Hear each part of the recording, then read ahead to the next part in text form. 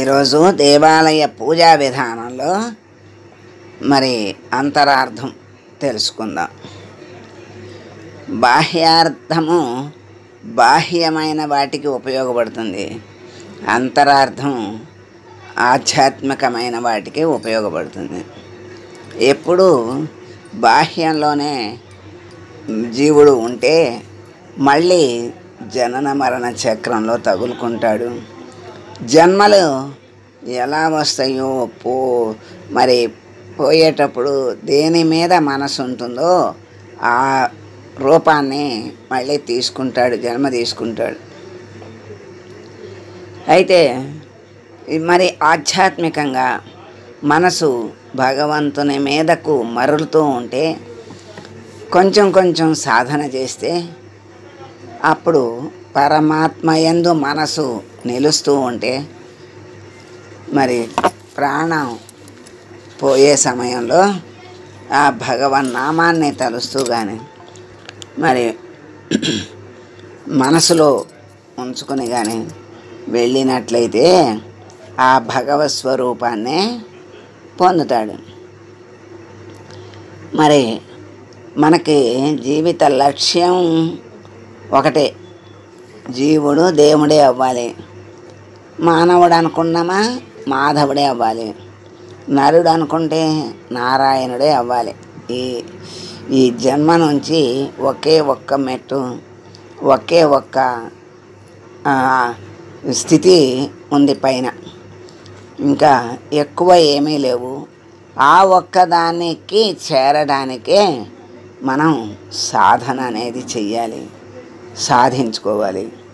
ప్రతి దానికి బాహ్యార్థం ఒకటే కాకుండా అంతరార్థాన్ని తెలుసుకోగలిగిన రోజున మనకు బాగా ఆధ్యాత్మికమైనటువంటి ఉన్నతి కలుగుతుంది. అప్పుడు మనకి ఆధ్యాత్మిక ఉన్నతి ఎప్పుడైతే కలిగిందో జన్మ పరంపరకి దూరం అవటానికి అవకాశం ఉంటుంది. కనుక పూజ మనం చేస్తాం, దేవాలయానికి వెళ్తాం, మరి గంటలు వాయిస్తాం, హారతి, ధూపం, దీపం, మరి ప్రదక్షిణలు, కొబ్బరికాయలు కొట్టడం అన్నీ చేస్తాం. ఇవన్నీ పుణ్యం వస్తాయి అనే భావంతో చేస్తాం. ప్రతిదానికి అంతరార్థం ఉంటుంది కనుక ఆ అంతరార్థాన్ని తెలుసుకుందాం. మొదటిది గంటలు. వెళ్ళగానే గంట కొడతాం. మరి పూజ మొదలెట్టగానే కూడా గంట వాయిస్తాం. దీనివల్ల రెండు ప్రయోజనాలు ఉన్నాయి. ఒకటి, బయటి ప్రపంచంలో శబ్దాలు లోపలికి ప్రవేశించకుండా చేయటం ఒకటి. రెండవది, మనస్సును దేవుని మీదకి ఏకాగ్రంగా మళ్ళించటానికి తోడ్పాటు పడుతుంది. కనుక గంటలు మొదటిది. ఆ గంటలు కొట్టడంలో అంతరార్థం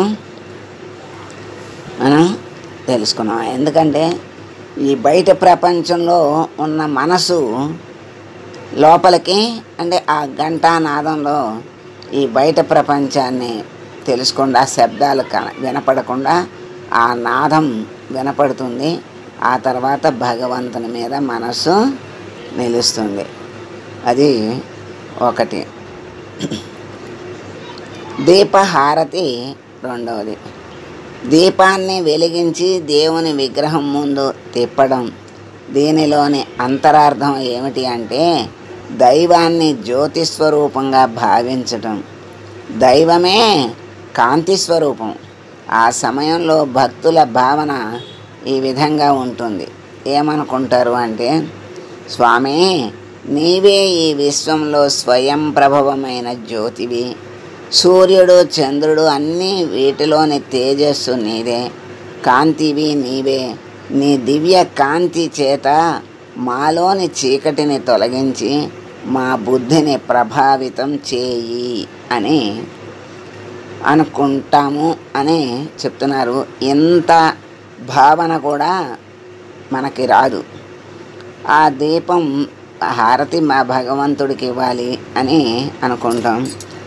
దాంట్లో ఆ భగవంతుని ఆ కాంతిలో భగవత్ స్వరూపాన్ని చూడొచ్చు అని బాహ్యంగా చెప్తారు.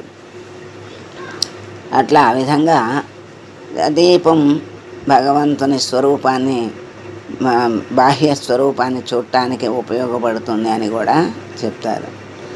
మూడవది ధూపం. భగవంతుని ముందు పరిమళాలు వెదజల్లి అగరవత్తులను వెలిగిస్తాం. వాటి సువాసనలు అన్ని దిక్కులా వ్యాపిస్తాయి. వీటి ధూపం క్రిమి సంహారిణిగా కూడా పనిచేస్తుంది. భగవంతుడు సర్వవ్యాపి గనక విశ్వమంతా నిండి ఉన్నాడు అన్న భావన అందరిలో కలుగుతుంది. ఈ విషయం అక్కడ ఉన్న వారందరికీ మాట మాటకి జ్ఞప్తి చేసినట్లుగా అవుతుంది.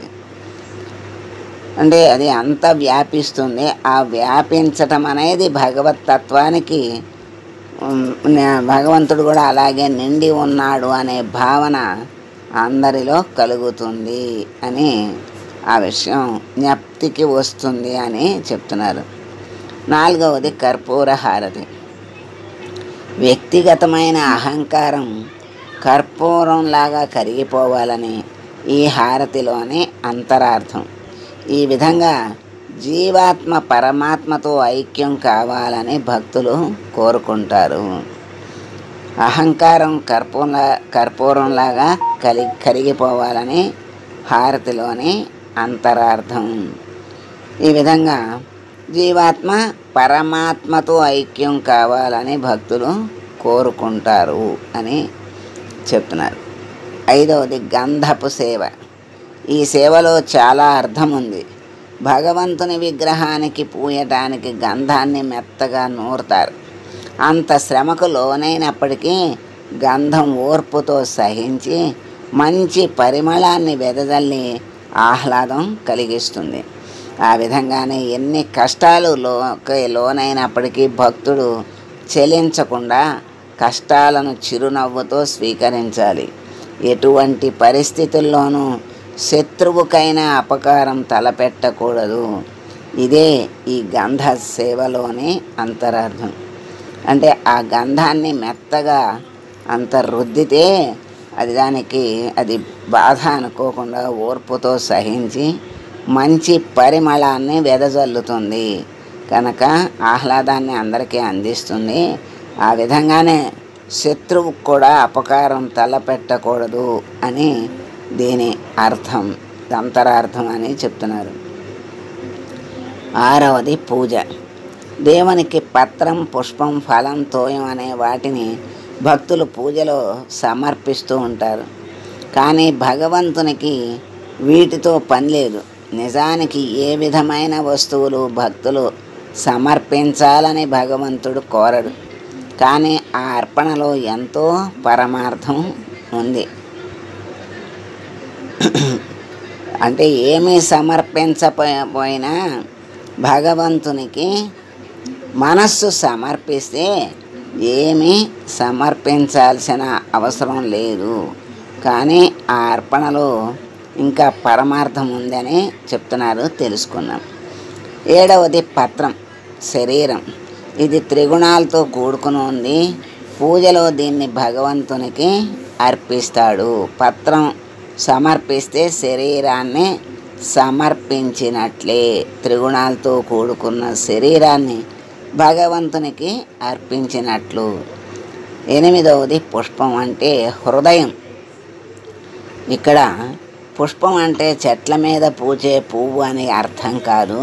సుగంధ పరిమళాలను వెదజల్లే హృదయ కుసుమం అని అర్థం. ఇటువంటి హృదయ కుసుమాన్ని దైవపరంగా అర్పించాలి అని మనకి తెలియజేస్తున్నారు. మరి ఎంత అర్థం ఉందో. హృదయ పుష్పం, హృదయ కుసుమం ఆ పరమాత్మకి అర్పించాలి అని. తొమ్మిదవది ఫలం అన్నారు. ఫలం అంటే మనస్సు, అంటే మనోఫలం. మనస్సు ఫలాలను అంటే మనం చేసే కర్మల ఫలితాలను మనం ఆశించకుండా భగవంతునికి అర్పితం చేయాలి. దాన్నే త్యాగం అంటారు. త్యాగం అంటే మనకు ఉన్నదాన్ని ఎవరికైనా సమర్పించడమే త్యాగం. అటువంటి కర్మలు చేసేటప్పుడు ఫలాలను ఆశించి చెయ్యటం అనేది మన జీవుని యొక్క మానవ సహజం. పరమాత్మ చెప్పేది ఏమిటి అంటే, ఆ ఫలాలను మీరు ఆశిస్తే అది మీకు జన్మ పరంపరకు కారణమవుతుంది కనుక ఆ ఫలాలను ఆశించకుండా వాటిని నాకు అర్పణ చెయ్యండి. అప్పుడు మీకు ఏమి కావాలో అది లభిస్తుంది. అంటే ప్రతివాడు మోక్షం కావాలి అనుకుంటాడు, కానీ దానికి తగిన చర్య చెయ్యడు. అదే పరమాత్మ ఇప్పుడు ఏమి చేస్తే మీకు ఏమొస్తుంది అనేది వీటి ద్వారా మనకి తెలియజేస్తున్నాడు. కర్మ మరి కృష్ణ పరమాత్మ అదే కదా, కర్మ ఫలాలను నాకు అర్పించి మీరు కర్మని చెయ్యండి అని చెప్తాడు. అట్లాగే ఇక్కడ కర్మ ఫలాలను మనం ఆశించకుండా భగవంతుడికి అర్పితం చేస్తే అదే గొప్ప త్యాగంలాగా చెప్తున్నారు. ఇక్కడ తోయం అంటే నీరు అనే అర్థం. భగవంతునికి అర్పించవలసిన నీరు అంటే మనలో ఉన్నటువంటి హృదయపూర్వకమైన ప్రేమ, ఆనందం మొదలైన దివ్య భావాల వల్ల వెలువడే ఆనంద బాష్పాలు దైవానికే అర్పితం కావాలి. మనకి ఆనందం వచ్చినా వస్తాయి కళ్ళలో నుంచి బాష్పాలు, దుఃఖం వస్తే దుఃఖాశ్రువులు అంటారు. మరి ఆనందంతో వచ్చే వాటిని ఆనంద బాష్పములు అంటారు. అట్లా ఈ ఆనందము వచ్చినప్పుడు వదిలేటువంటి ఆ ఆనంద బాష్పాలు దైవానికి అర్పితం కావాలి అని చెప్తున్నారు. 11వది కొబ్బరికాయలు. హృదయం అనే కొబ్బరికాయ కోరికలు అనే పీచుతో కప్పబడి ఉంటుంది. దానిలో ఉండే నీరు సంస్కారం. కోరికలు అనే పీచును హృదయం అనే కొబ్బరికాయ నుంచి వేరు చేసి తీయనైన కొబ్బరిని భగవంతునికి అర్పితం చెయ్యాలి. అదే నిజమైన నివేదన. అంటే కొబ్బరికాయ తీసుకెళ్ళి కొడుతున్నాం, అసలు కొబ్బరికాయ కొడితే విశేషం భగవంతుడికి అనుకుంటున్నాం, కానీ దాని నుండి మనకి తెలియజేసేటువంటి అర్థం తెలుసుకుంటే కొబ్బరికాయ తీసుకెళ్ళి సమర్పించకపోయినా దానికంటే ఎక్కువ ఫలితాన్ని మనకి ఇచ్చేటువంటి మార్గాన్ని ఇక్కడ చెప్తున్నారు. అందుకని మరి కొబ్బరికాయ అంటే కోరికలు అనే పీచుతో కప్పబడి ఉంటుంది. దానిలో ఉండే నీరు సంస్కారం. కోరికలు అనే పీచుని హృదయం అనే కొబ్బరికాయ నుంచి వేరు చేసేసి తీయనైన కొబ్బరిని భగవంతునికి అర్పితం చేయాలి. అదే నిజమైన నివేదన.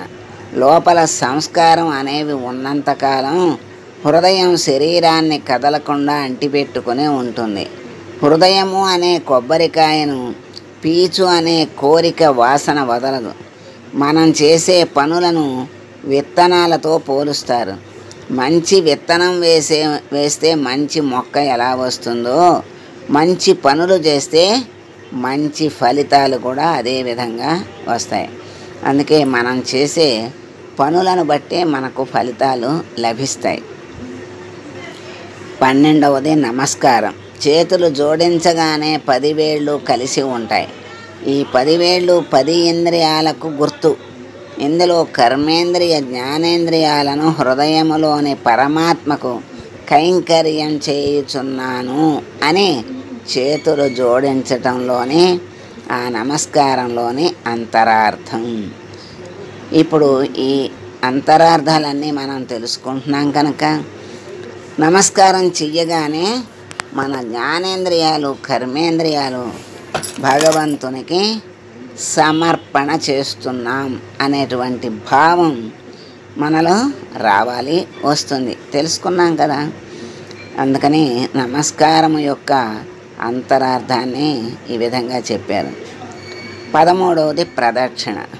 ముల్లోకాలన్నీ కూడా భగవంతుని స్వరూపంతోనే నిండి ఉన్నాయి కదా. ఆ భగవంతుని సగుణాకారమైన విగ్రహానికి కానీ లింగానికి కానీ ప్రదక్షిణ చేసినట్లయితే ముల్లోకాలు చుట్టి సర్వదేవతలకు నమస్కారాలు చేసిన ఫలితం ఉంటుంది. అందుకే ప్రదక్షిణము పూజాంగాల్లో ఒకటిగా చేర్చారు.